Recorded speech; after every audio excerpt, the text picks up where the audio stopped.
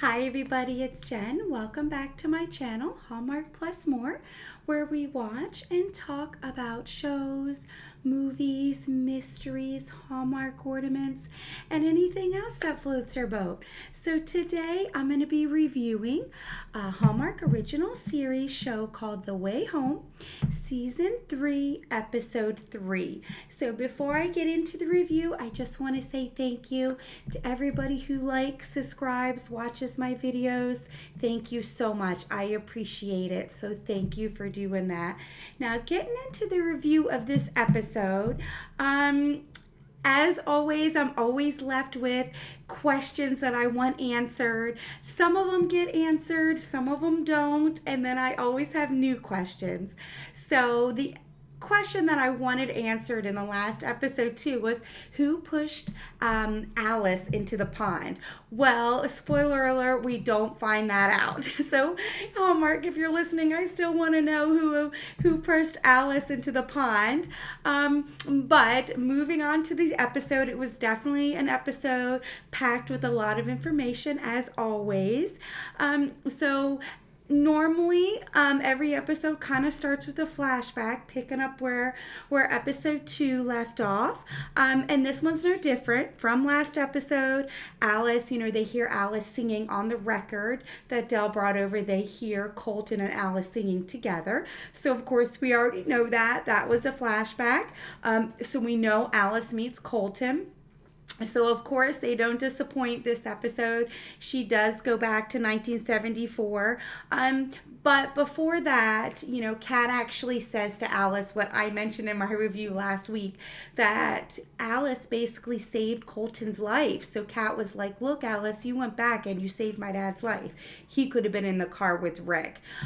Because remember, Rick, that was the night Rick died, that Alice was there. So definitely, unexpected. We didn't really know much about Elliot's dad's brother or that happened. So, that was obviously a lot of new information that everybody kind of had to sort through and kind of accept. So definitely a little bit of a shock when they did that last episode.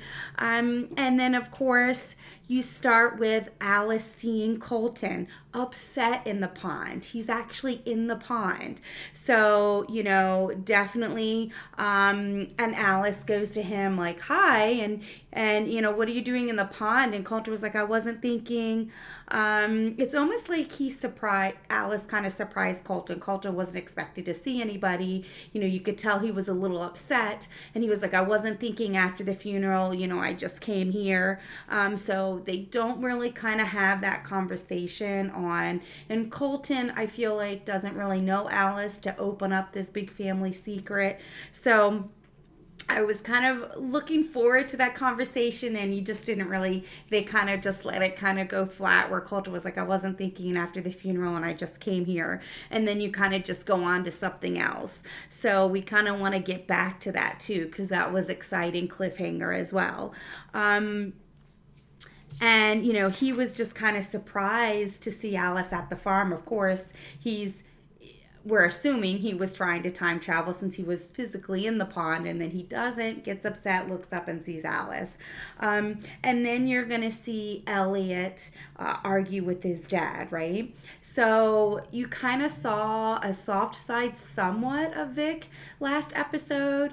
Supposedly, he came back, to tell his son, hey, I'm getting married, I want you to be my best man, but you kind of thought in typical Vic fashion that he has an ulterior motive, right? So you kind of find that out.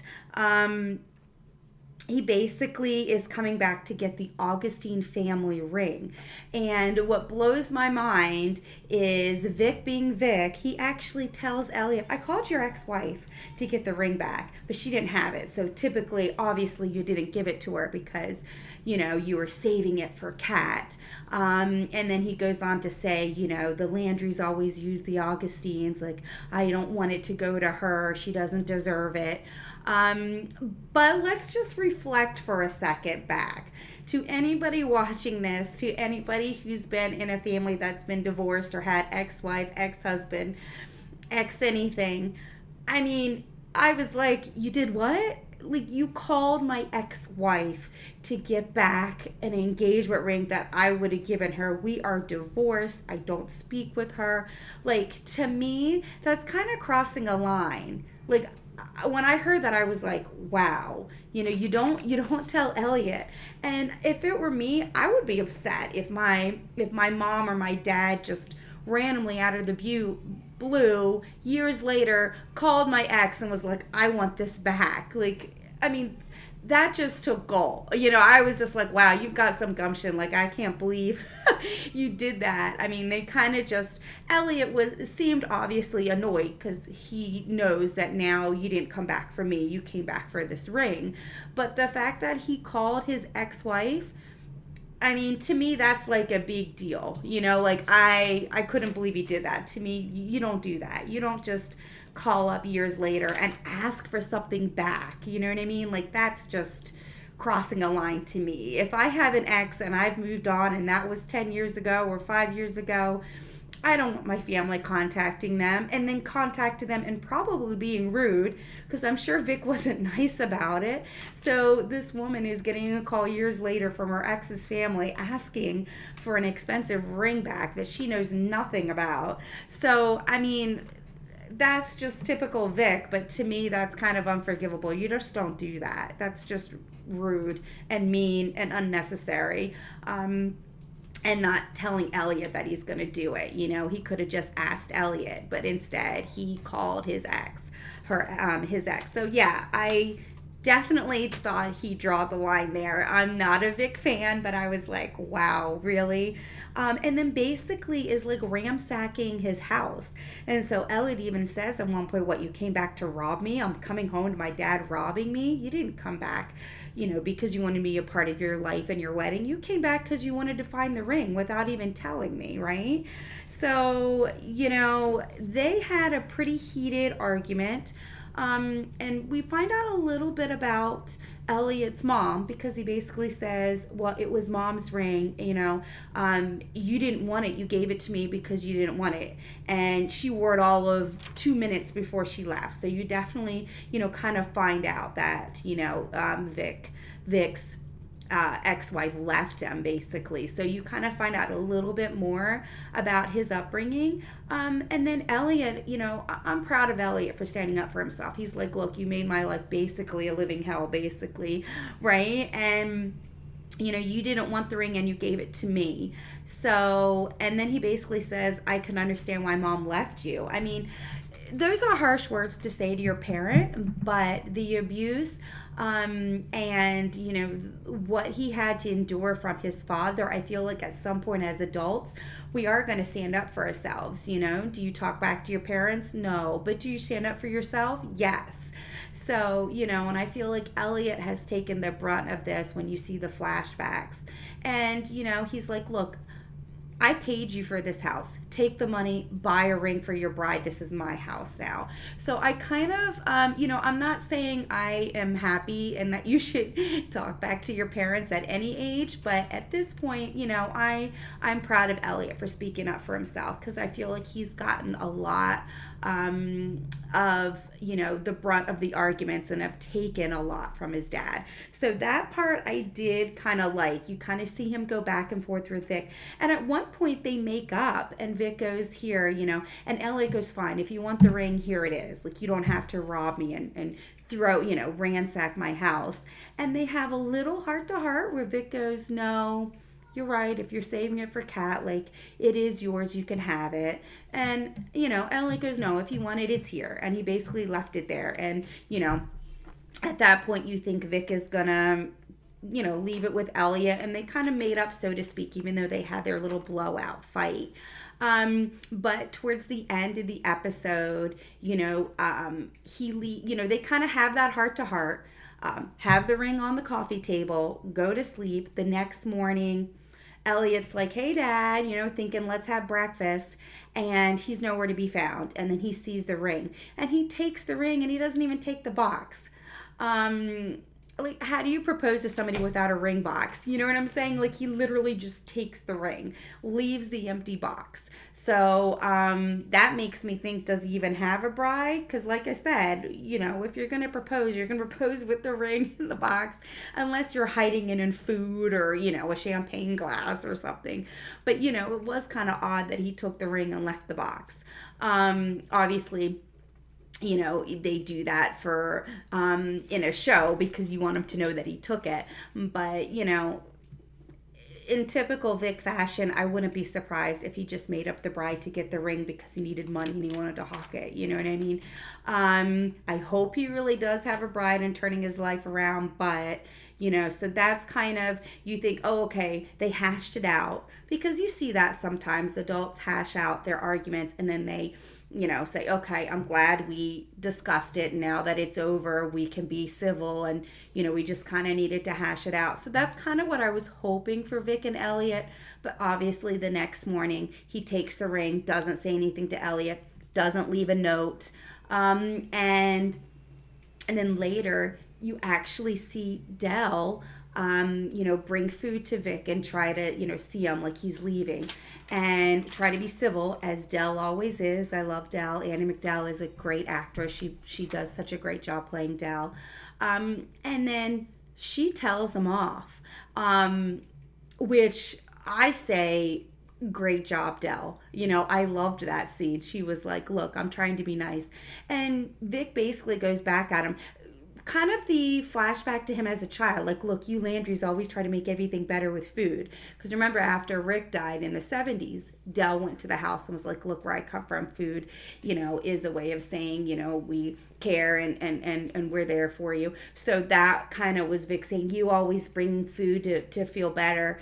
And Del let him have it. Said, look, you were terrible to Elliot, and I don't know how, but he came out to be a great, amazing man, and I'm not going to let you, talk badly about him. And I love that. I feel like, Del was that mom figure that Elliot never had since his mom left, and she stood up for him to Vic. So that was one of very happy moments of this episode. And the best part was Elliot actually saw it. So, Elliot was like, thank you, Del. You know what I mean? Like, it was one thing that Del did it because, Del wasn't going to take it anymore from Vic, but that Elliot saw, like, look, you stood up for me to my dad, and I appreciate you. And I feel like Del's always thought that Elliot was part of the family. So that was a very touching moment. So that was kind of went through the whole episode with all of the Vic scenes. So there was a lot of other things going on in the episode, but I kind of just mentioned all of the Elliot and Vic scenes. And then you assume Vic leaves, right? Dale kind of tells him off and they leave. And then you do see Jacob. Jacob goes to the farmer's market, which was nice to see, him getting out. And he sees Danny. And I was looking forward to this conversation as well because, you see Danny as a little boy when Jacob disappears. And you kind of saw him as an adult in the first couple seasons and a couple scenes where Kat's trying to find out what happened to Jacob. So, Danny obviously blames himself a little bit for the disappearance because he took his toy, threw it in the water, and Danny believes that like he died or jumped in or whatever happened to him. So I like that Jacob and Danny kind of had that conversation. As typical, men in their 30s having a beer at the bar, just kind of, getting along. And Jacob basically says, no, it's, don't feel guilty. You know what I mean? So I kind of like that Jacob's trying to get out there and start a new life, as he's in his 30s in 2024, 2025. And, so I think that was good having that conversation with Danny and hopefully getting that burden off of Danny because I know he's kind of carried that along and hopefully they can become friends. So I do like that they did that. Now, definitely getting back to kind of the exciting part is when we go back to 1974, right? Because Kat And then, of course, well, before I get back speaking about Elliot, let me just jump in and say I did think it was kind of cute when Kat and Elliot were kind of in the clubhouse or the treehouse, and they figure out that Dell has been in there with Sam. So I thought that was kind of cute because Dell and Sam are using the clubhouse. And the fact that Dell was really open and kind of said, "Hey, I'm seeing Sam," which I think is great. You've heard me talk in my other reviews. I'm happy for Dell. She's been through so much. I'm glad she found Sam. Um, and I'm glad that she's telling her family about it, right? So definitely, definitely glad that that's happening, that she's with Sam. And then, of course, Kat is going to move in with Elliot. So I like that she's moving on. I like that she, um, you know, kind of made up with Rita because Rita's her girlfriend that she been friends with for years, helped her through the grieving with Jacob. So I'm glad they mended that fence. So, Dell had a pretty good episode where she was open about her feelings and her relationship with Sam. She mended the fences with Rita. Jacob came to the farmer's market. They were all together as a family. You see Kat, reconnects with Noah and they finally have that kiss. So you figure, maybe she's going to start a relationship with Noah. There's something about Noah that I don't know. Is he from the future or does he know something? Because he's, has strong feelings for Kat. So I'm kind of on the fence about Noah. Like, I liked him from a while ago when we first saw him, but now I feel like I'm skeptical about everything, right? Like, everybody is like, what do they know, right? So I'm not sure how I feel about Kate and, or Alice and Noah quite yet. But all in all, she is, a teenager and she needs to have a relationship with somebody in her time era. So it makes sense for her to try to start something up with Noah. So that was kind of nice. Now, going back to the 1974, there's so much going on.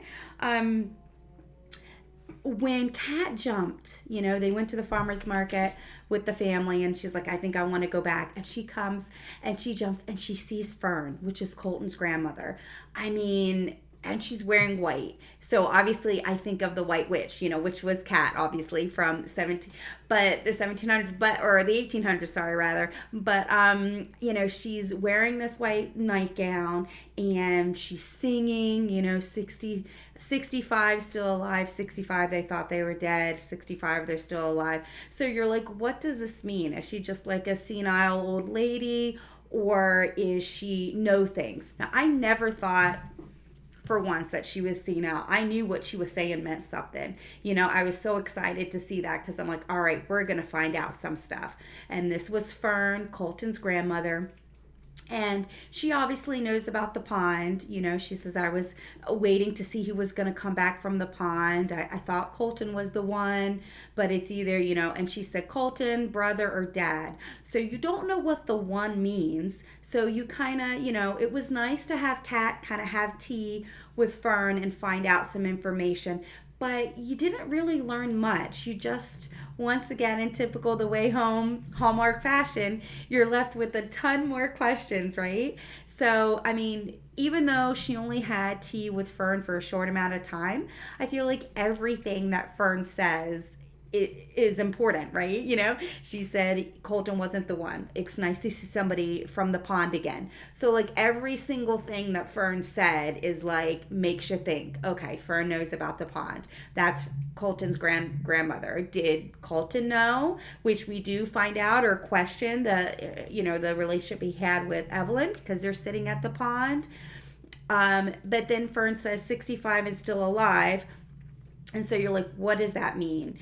And she mentions to Alice later, is she just senile? And I'm thinking, no, please don't think that. Just because she's older and she's singing doesn't mean that there's something wrong with her. There's plenty people in their 60s, 70s, and 80s that are very much with it and know what's going on. So I don't want to stereotype like, oh, she's an older lady. She must be senile because she's singing this.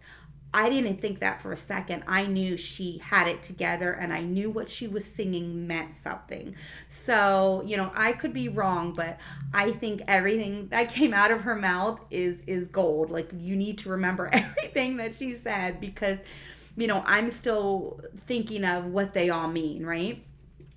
And then you see Colton and Evelyn, and he basically says, what would happen if I did something terrible, and basically you hear Evelyn and Colton sitting at the pond, and they basically say, like, hey, are you thinking of jumping?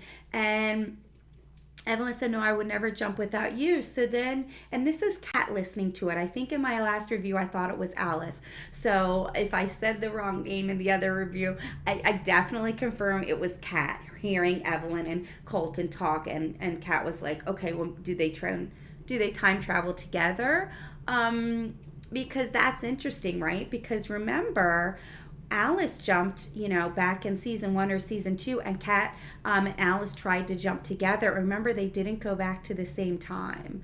So I don't know if people remember that, but that was the first thing I thought of when they says, oh, I'm not going to travel without you. And then I'm thinking, how do they make sure they go back to the same time period? Because Kat and Alice tried it, in season 1 or season 2, and it didn't work. So definitely that played into my mind. I don't know if anybody else remembered that, but that played into my mind of them time traveling together. And then, of course, the book. Remember, they found the second book, and they read the note on both books. And basically Colton was writing a letter to Evelyn, and it said, because I wrote it down, I'm looking at my notes, and it said, to Evie, no curse is on you if you stay. The water did save us. I believe in it now. There is magic at home. Come back to me and to the pond, love, Cole. So the curse is on you. No curse is on you if you stay. So it seems like she stayed. I mean, obviously she didn't see this note. And it was written for Evie. So, I mean, then there's so many thoughts there, Evie reveals to Alice that she has feelings for Colton. So Alice is kind of in a hard place there, like, hey, she's my new friend. Should I tell her to pursue it? But then again, I don't want her to pursue it. I want Colton to fall in love with Dell because obviously, I'm down that stream, of relations to them. So she wants Dell and Colton together. So I think that was kind of hard for Alice because she feels for Evelyn and wants to be a good friend, but at the same time, she wants Colton and Dell to have that budding relationship that she obviously is kin to. So there's so much going on here. I definitely think we're going to see more of Evie and Colton. And I kind of might have mentioned this in the other review, but I find it interesting. I feel like Dell knows more, right? Because think about it. We've only seen Alice go back to the 70s twice, but we learned so much information. Colton was such good friends with Evelyn. They were like best friends. So, and then Dell was Evelyn's friend there for the summer. I don't know if they were that close, but I mean, still, she knew Evelyn, and Evelyn is when you introduced her to Colton. You know what I mean? Like, I don't understand why Dell doesn't talk about her friendship or what happened with their friendship with Evelyn. You know what I mean? Like, you never really hear Evelyn's name from Dell, and she obviously is kind of involved. You've got Evie and Colton, and then Dell comes in and obviously falls for Colton. But where does Evelyn fall in that kind of triangle?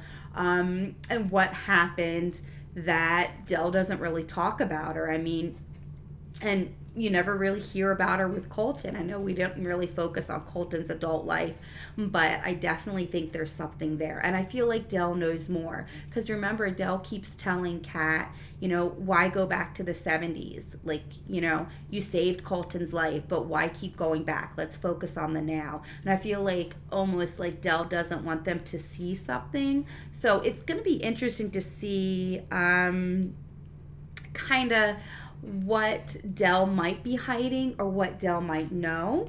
And then, of course, definitely exciting to find out how, Colton and Evelyn, if you see them time travel together or if they tell Alice. And it's like you want them to tell Alice, you want to know, but at the same time, I mean, that's deep family secret. He's not just going to tell Alice, who he barely knows. So I feel like the only way we're really going to know is if they show Colton and Evelyn actually time traveling. You know what I mean? Because it's not something you just tell people you're not really good friends with. And I mean, Dell said it herself. I was married to the man for 25 years and he never told me. So obviously, if he's not going to tell Dell after all that time, I don't see him telling Alice. So I hope we actually see that. And then, of course, the end of the episode ends with such exciting news because Alice mentions Evelyn singing 65, still alive. And so they talk about that. And they say, what does that mean? Maybe it's not a person being 65, maybe it's a year. So then they go back, and they go through the archives and they find an article from 1965 where the town voted about filling in the pond. So, I mean, what does that mean, right? I mean, obviously they didn't fill in the pond, but something went on in 1965. Now, which I mentioned a little bit in my last review, I believe Casey is from the future. I think she's a part of either Alice's children or maybe Jacob has children because of that ring. So they mentioned Casey just for a few minutes. They're like, oh yeah, Casey went through all that. And I'm like, of course, because Casey's a good one, which is probably down the line. Well, she said she was a good one. So if she's not Alice's family, maybe she's from Evelyn's bloodline, and Evelyn told her family members about the pond, and that's how Casey was able to time travel. So we obviously want to find out how Casey had the ring, because Alice believes that it is the same engagement ring that Kat gave Alice. So Alice would have gave it to somebody, right? Her child. But she said she was a good one, so whether that's a truth or a lie, we don't know. But Evelyn's a good one, and if she knew about the pond and Colton knew about the pond, Casey could be through Evelyn's line. But the reason why I bring up Casey is Kat brought up Casey. Yeah, Alice did all the filing and sorting, and then you see important, and you think, okay, Casey must have wrote that. So you bring up her name a little bit, and you kind of say, okay, is Casey from the future? Yes, I believe Casey is from the future. When we're going to see this, maybe it'll be in like season 5. Who knows? Maybe they're not going to tell us anytime soon. But that is me throwing that out there, and I love that they brought her up again. Or should I say they brought up they again in Casey. So I'm really hoping, we can kind of pin these pieces together, whether she's a good one, whether she's Alice's child, or what bloodline she's from. And then, of course, they mentioned to Elliot time travel. And he's like, no, nobody can time travel in the future. I mean, can they do that? Like, to Elliot, it's not possible. But who knows, right? And then all of a sudden they said, is Colton here? Right? So, I mean, if you can time travel in the future, did Colton time travel? So, and then the very last scene is like Jacob going, is that you, Father? So then it's like, wait, did Colton travel in the future, or is that what he was trying to do with Evelyn? So, I mean, there's just so many more questions. And then, of course, what did Dell know? Because, again, I feel like she's not wanting them to go to the 70s. She's like, look, I understand you went, down in 1814 to find Jacob to bring him home. No reason to go back to 1814. Sorry, Kat and Thomas people, I don't find a reason for them to go back to that era. Maybe we'll see Thomas time travel in the future. You never know. Never say never. But I don't see any reason for, the show to explore 1814 again. I feel like when Kat went back, she pretty much closed the book on everything. She saw everybody. She saw Elijah. She saw Thomas. She saw Susanna. She told everybody Jacob made it. She talked with Susanna like she wanted to. keep writing, so I don't really feel like there's any reason for her to time travel there. But again, you know Thomas was happy because of Coils, and you talked to Jasper and he said yes, they had a great big family in New York and they were happy and settled there. So you do know that Thomas made it into New York area and had a good life. So maybe he time travels in the future. Maybe Thomas figures it out. Who knows? But Dell doesn't want them to continue to time travel. So I'm a little weary of that, to kind of find out what Dell knows. So this was definitely a very good episode. So much information. I so look forward to every episode of this series because again, there's so many questions. You want to see more of Dell and Colton. You want to see more of what Dell knows. You want to see if Colton's time traveling in the future. You want to see more of, in my opinion, I want to see more of Casey. I want to see what's going on there. So I hope you enjoyed my review. I hope you enjoy this series. I'm looking forward to next week. So until then, bye.